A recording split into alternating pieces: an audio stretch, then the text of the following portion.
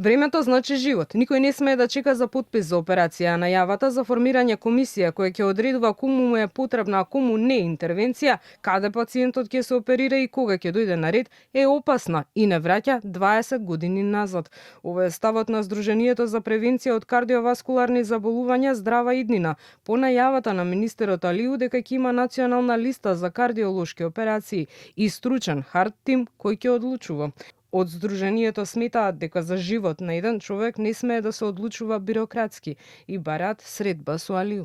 Пред 15 до 20 години ваква комисија постоеше од 5 члена која што одредуваше дали на некој му е потребна операција или не му е потребна. И таа комисија, да бидеме отворени директни, беше извор на субјективни одлуки и на коруптивни одлуки.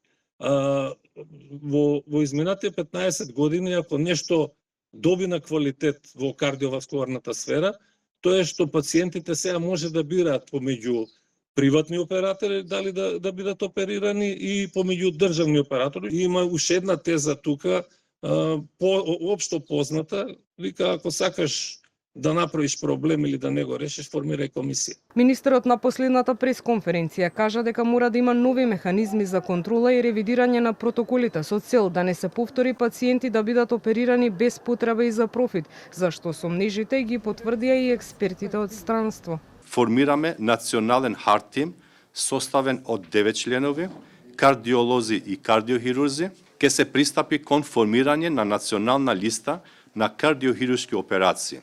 Целта на оваа листа е да имаме појасен увид во елективните интервенции, нивната медицинска оправданост, редоследот на упатувањата и установите во кои ќе се извршат истите.